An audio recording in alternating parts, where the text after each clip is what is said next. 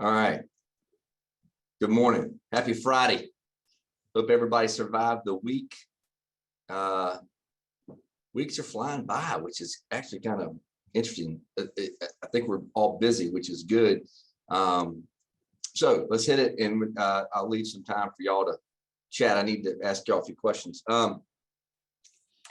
For a strange thing, there's more. I mean, there's a lot going on everywhere, but there's a lot going at the State House, federal level. Don't know if y'all caught this, but Jennifer Granholm was in town this week, Secretary of Energy, taking a tour out at Westinghouse, and she went down to Charleston and discussed a potential expansion of the Clemson wind project down there. A few years ago, Clyburn was very instrumental in getting a $45 million grant for Clemson to start their wind program at the old Navy base. And so he had Granholm, former Michigan governor, who's now Secretary of Energy, down. But before that, she actually spent some time in Columbia touring the Westinghouse facility. So that's good. There was an article in the paper about, or some news, I guess it was a newspaper, about the Clemson visit, but not about the Westinghouse visit. Shocker. So it'd be interesting to hear what that is all about. We talked about this before about the economy and just from a national level, what's happening. You know, January's numbers were worse than December's numbers as far as inflation goes. I think we're up to 7.9% inflation here in South Carolina, which is unbelievable. Add to that, again, the supply chain disruptions that we are having all over the world. Get your guacs now, guys. Get your guacamole fix done, because we're in a heck of a mess. I was trying to think of something funny to say about avocados, but with the embargo of Mexican avocados, you're going to see prices have gone from last year. They were $1 a piece now to $3 a piece. That's crazy. So anyway, the great extinction of avocados and guacamole is on the forefront. Also, if y'all are buying $150,000 cars coming from Europe, you may be in a pickle. Did y'all see that ship that's floundering in the Atlantic? Caught fire, and all the employees abandoned ship. So they got 4,000 luxury cars floating or on fire, in the Atlantic. I can't imagine paying 150 grand for a car, period. But if I did, and waiting on it, and it's floating around in the Atlantic on fire. But think about this: 4,000 luxury vehicles, Bentleys, Porsches. That's got to sting. I guess that's not even first world problems. Is that like a 1%, half of a percent of first world problems, whatever. Anyway, I'm sorry, guys. All right, but the bigger news is on the state level, and I hope y'all caught this. It was a big day this week, or big week this week at the State House. You've got competing tax cuts hitting legislature. The governor and the House made a proposal on Wednesday. It basically takes the marginal tax rate for individuals from 7% down to about 6.5%, and then down to 6% over the next few years with some triggers, all to the tune of about $600 million. Harvey Peeler says, "Hold my coffee." And he came out with one yesterday that dropped it from 7% to 5.7%, and also gives $1 billion. You heard me right, $1 billion in one-time tax rebate back to South Carolinians. So I have been been over the State House for, let's say, 20 years. This is huge in a lot of ways, because you usually have them all on the same page when you talk about tax cuts. This is huge. This is big. And so part of that is North Carolina's reduction in their income taxes, as well as Georgia. But you had the biggest proponent of tax cuts in South Carolina, Sean Bennett out of Dorchester County, who refused to sign on and say we should not do these one-time things, but let's look at comprehensive tax reform. And so more importantly, he is one of the chief chairs of subcommittees for Senate Finance, working with Senator Peeler. So they're going to have to figure out a compromise. But I say this because, again, this week, BEA met again and say they have another $1 billion to spend. It's at this point, it's funny money in the sense that we say $1 billion like it's $20 or something like that, but it is a lot of money. And I think part of the argument is how much is too much, and what can they responsibly do? Because what you're seeing right now is one-time monies, and so you don't want to create annualizations, which is using one-time money to make annualized expenditures. And so you'll create a huge vacuum in years to come. And we had to battle that 20 years ago when Isaac Newton created this phenomenal theory of gravity, right? What goes up, what must come down. The same is true with the economy.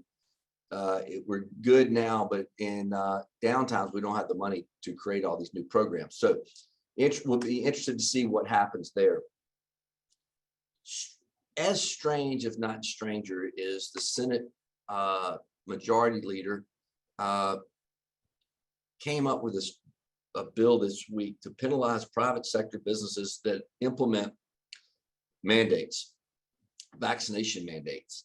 We thought we had taken care of this back in December, but Shane Massey got frustrated with some of the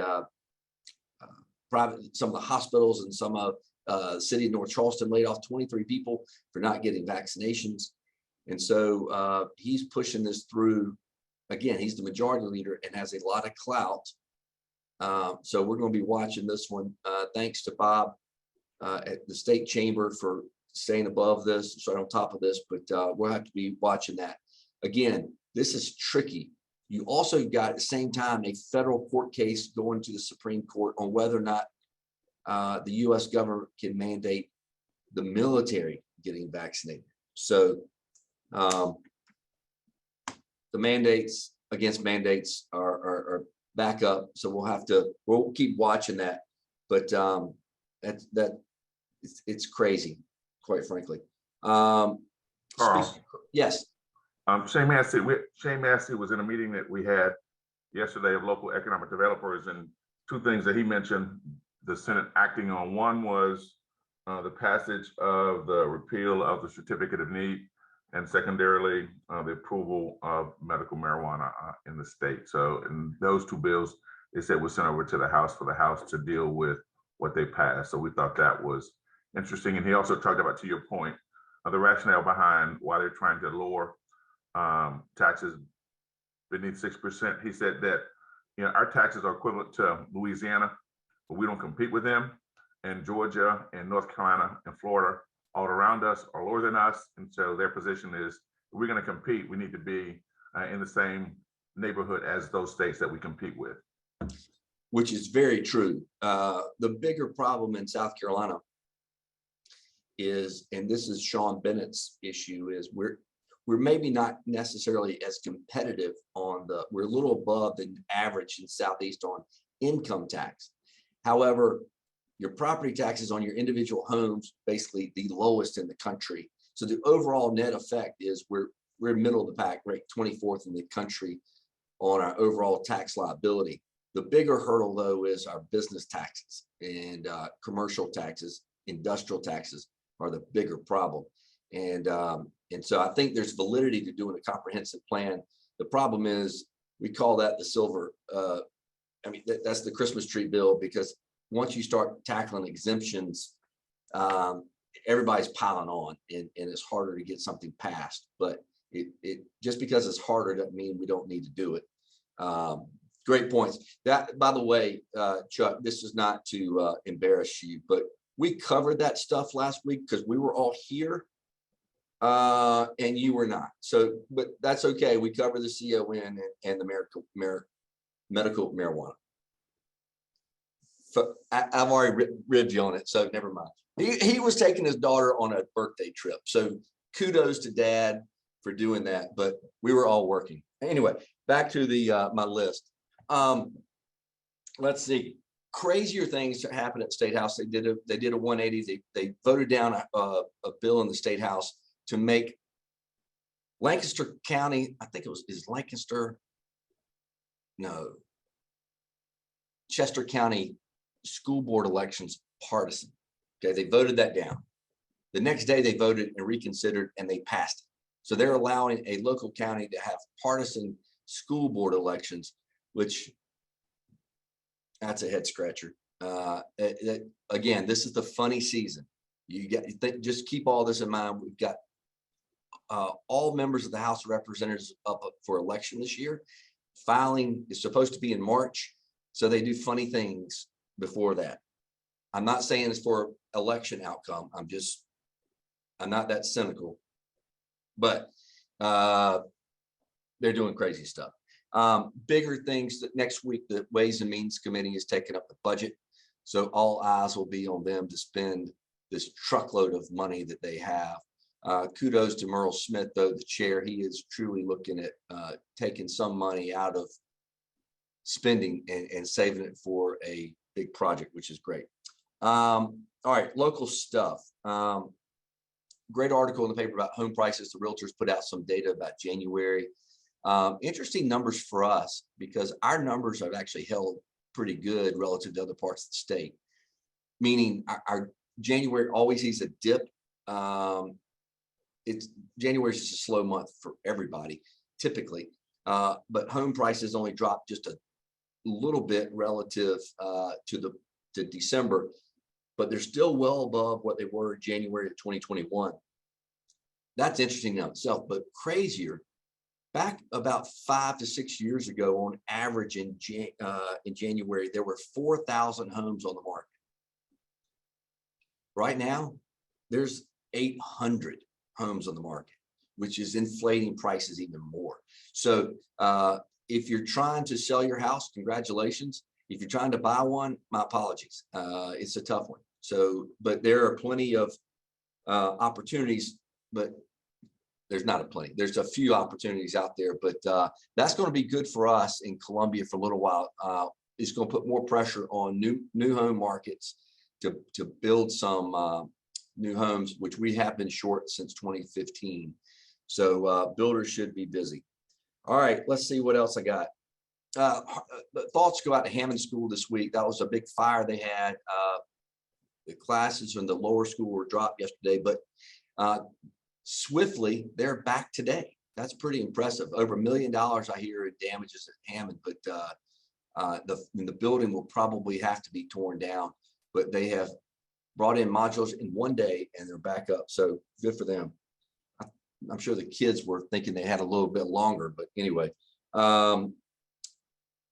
really excited. Listen, we've got some great coffee shops around town. The Roastery, one of my favorites, by the way. But I'm also excited about Biddy and Bose coming to Columbia. I don't know if y'all saw that announcement. Biddy and Bose has got a great story. They use kids with disabilities to run their coffee shop. They hadn't set a location or time, but they did announce this week that they're coming to Columbia. Bigger issue for Columbia and South Carolina. The great cookie shortage is happening as well. Don't know if you saw this by the Girl Scouts, but we've been warned. Our cookie sales this year up 52%, with less Girl Scout troops participating. But right now there is a shortage and they can't get any more. So supply chain hits us yet again. I hope you were able to successfully get your cookies. If not, think fast today. And I'll leave on this one because this one is somewhat disturbing at the same time as intriguing. Hodgepodge. Hostess, y'all all know the company Hostess that makes healthy snacks for everybody. are making even a healthier snack today. It's called Boost Donuts. I kid you not. Each donut has 50 to 70 milligrams of caffeine. What better to go with your coffee than caffeinated donuts? There's a market for that somewhere, I guess. I just never would have thought of it. So more healthier snacks from Hostess. All right, with that, I can't outdo that. I hope y'all can. What's happening in your world today? Anything going on that we need to know about? Oh, I do want to give a shout out. We had over 120 people at Small Business Group this week. I want to thank the Fireflies for hosting this. It was a great event, and it's good to be back in person with that group. But it shows that there's a lot of people who want to get out. So really appreciate everybody coming out. So thanks to the Fireflies. All right, back to y'all. Anything coming up that we need to know about?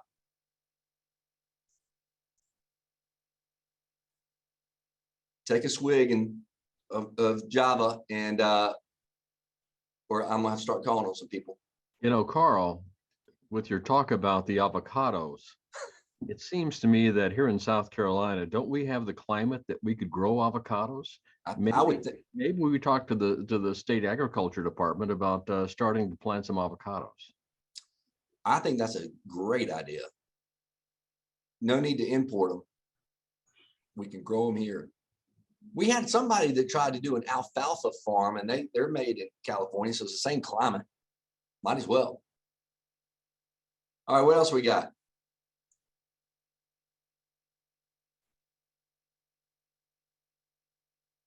Carl. Yes.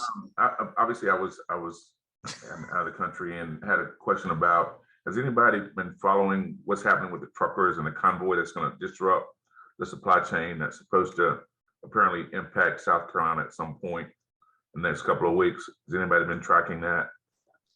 I'd love to hear. This stems out of the Canadian boycott, and it was trying to, somebody was calling for the boycott the Super Bowl. That didn't work out, but I have not heard that. Anybody? All right, I'll do some due diligence on that one and report back next week. All right. All right. Well, what else we got today? I know it's opening day of baseball for the Gamecocks. Go women's basketball won again last night. 18th consecutive double-double for Ms. Boston. And I was glad to see Coach Staley standing up for her star player this week and pushing for player of the year. I love it when a coach goes to bat for the players. All right, I'm about to call on people. Hey, Carl, this is Doug at Tyson. Hey, Doug. Morning, everybody. So question for everybody out there, since you guys are involved in a lot of industry, I'm sure. With the CDC, what are you guys seeing in the facilities out there, whether it's a bakery or red meat or anything like that, as far as mask mandates? Anybody? I read an article this week about food prep and healthcare. They're not entertaining doing away with those mask mandates yet. I'm seeing some. Is anybody agrees, disagrees? I know healthcare and manufacturing plants, especially food prep, have been off the table. But most states are repealing their mandates, but I think healthcare and manufacturing has been exempt from those recalls. I think right now, Carl, and I'm just speaking from what I've understood, is our percentage has dropped to hardly anything here at the plant. And I know I invited you out before, which I still ask you to come out, is that, I mean, we have a pretty good distance between the team members, but I would be saying that probably over the next 60 days or less, that I think you're going to see something out there in the meat industry, that some of these mask mandates could be reduced. I know a lot of folks, and for that matter, some school districts just still are mandating as well. So hopefully we'll open up. I think we're with some of the bluer states pulling back their mask mandates in some of the big cities as well. I think we'll see that shortly. Yeah, and I can tell everybody, Tyson has 97% or above vaccinated throughout 130,000 team members nationwide. So that's huge. Wow, that's And impressive. we do boosters at the plants in a lot of our facilities once a month because of how it lines up with the last time you had your second vaccination and how many days it has to be depending on what it was till you do your booster. But we do free boosters at our plant for the team members and their family. That's good. That's good. It's a big deal. Good practice there. All right, who else got something for the good? Hey, Carl, this is Jim Morris with the South Carolina Council on Economic Education. Hello. I'll throw out something for that loose money, one-time money that's flinging around out there. Wouldn't it be cool to have a new governor's school for business and entrepreneurship here in the Midlands area? We've got one in Greenville. We've got one in Hartsville. Take a one-time money, put it here in this region. A governor's school is one that's like a boarding school for high school juniors and seniors. But at any rate, be kind of cool. If anybody's got any ideas, feel free to reach out to me, and we're going to see what we can do to move that along. All right, great. Thanks for the heads up on that. Love to see the governor's school expand. All right, anybody else? Tom, everything good? You got any report for anybody? College is cruising along. The good news for a lot of the parents out there is we're going to have swimming lessons again this summer and camps and so forth. So I can't tell you all the details because I can't keep track of all of those things, but it'll be fun to have the kids running around campus again this summer. Yeah, it would. Feeling a little bit of normalcy. That's great. Thank you. All right, last chance before y'all race out and get some Hostess caffeinated donuts. What is a donut anyway? Never mind. Somebody else can research that for me. All right. We won't press the envelope. We'll call it a wrap there. I'll be here next Friday. Hope you will too. Thanks for being here today. Hope you'll have a great weekend and enjoy the warmer weather and maybe some sunshine this weekend. So y'all take care. Be careful. See you soon. Have a great weekend, everybody. See you.